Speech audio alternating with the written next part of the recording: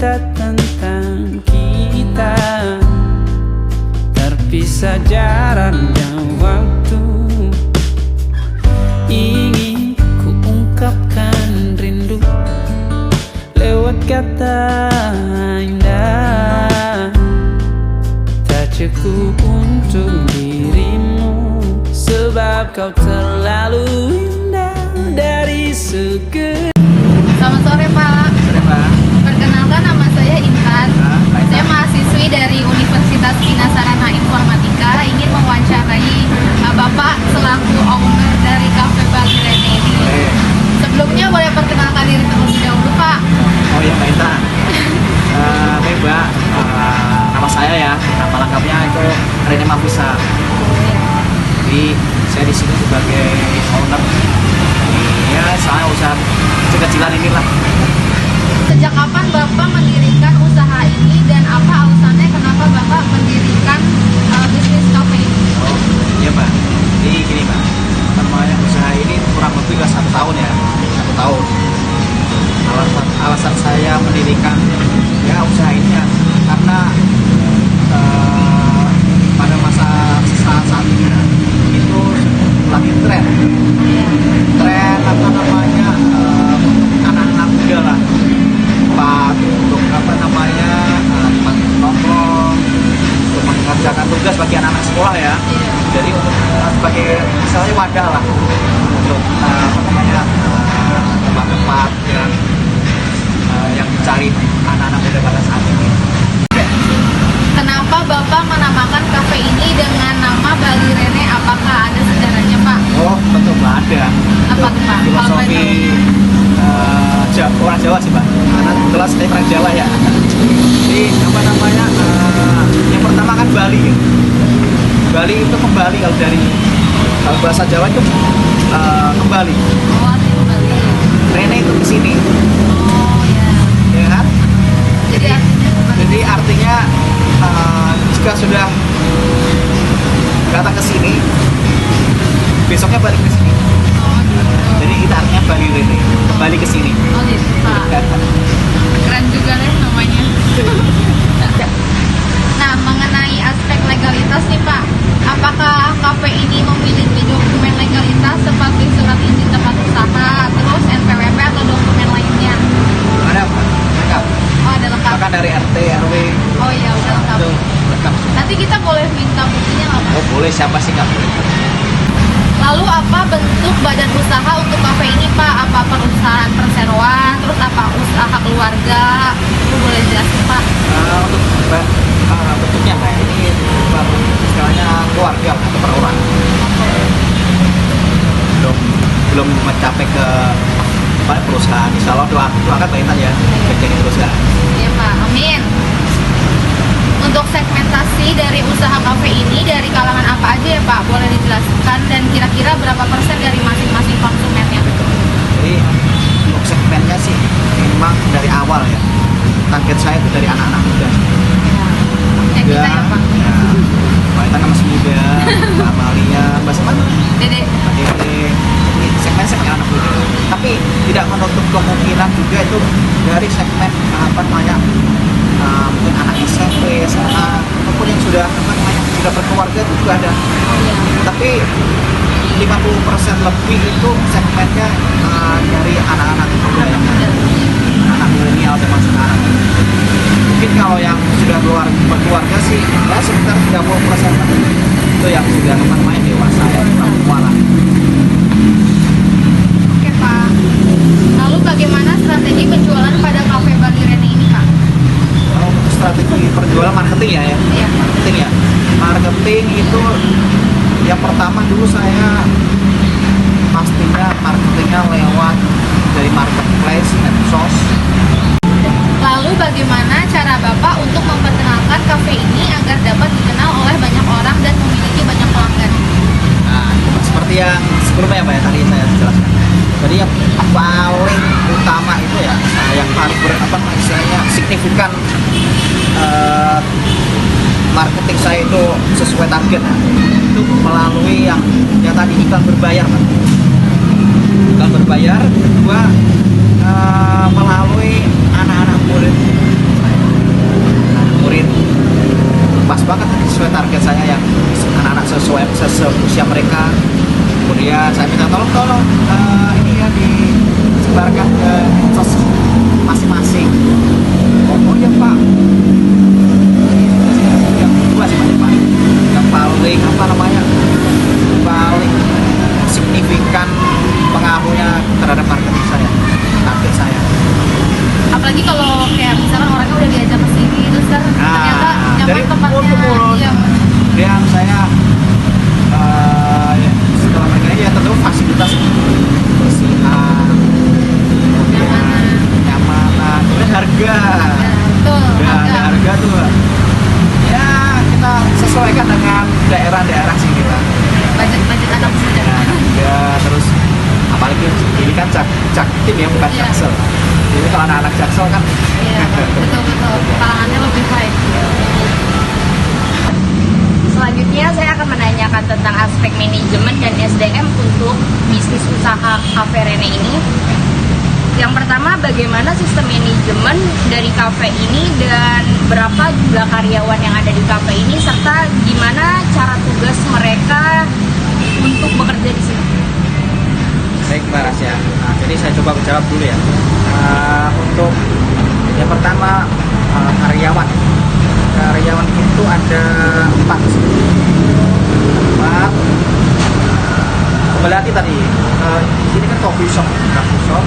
Jadi ada bar 2 orang, kitchen 2 orang, dapur 2 orang. Jadi bisa bagi 2. Di bar itu untuk yang minuman, bar, dapur itu untuk dapur 2 orang itu untuk makan. Kemudian jam operasional ya. Jadi jam operasionalnya apakah ada shift pagi Ada. atau shift siang Kalau untuk jam pembagian? operasional itu saya sesuaikan dengan market di sini lah. Biasanya kalau di kafe-kafe begini kan ramenya itu mayoritas weekend.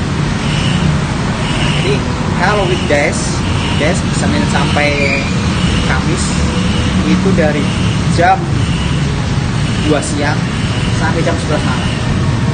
Kalau untuk weekendnya? Weekendnya dari Jumat, Sabtu, Minggu itu jam 1 siang sampai jam 12 malam. Oh, berarti lebih lama ya karena sesuai dengan target pasarnya. Dan mereka ya karyawan saya di sini ya, karyawan saya di sini itu pastinya ada yang namanya off lah, libur. Jadi 1 minggu sekali bergantian, tidak berbarengan sehari libur semua. Ya, karena nanti nggak ada yang menghandle ya. Selanjutnya ya Pak, Ya. bagaimana cara Cafe Bali Rene ini merekrut dan menyeleksi karyawan? Nah, betul. Jadi dulu waktu saya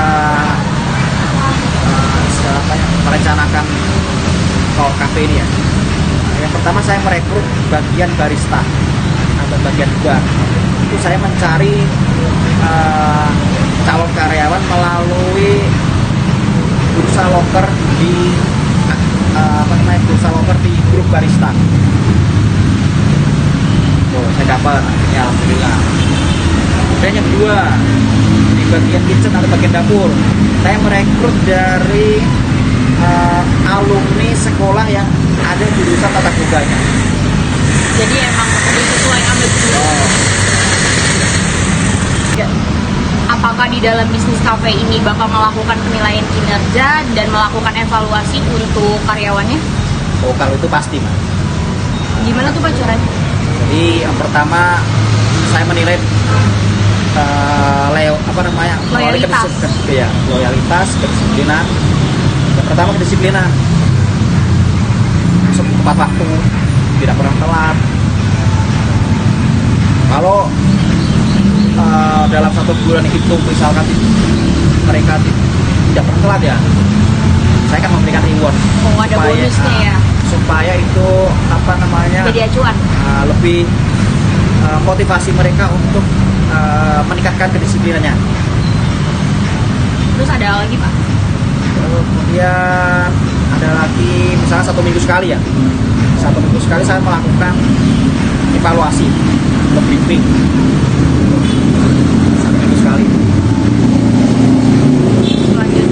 bagaimana untuk sistem penggajian yang diperoleh untuk setiap karyawannya?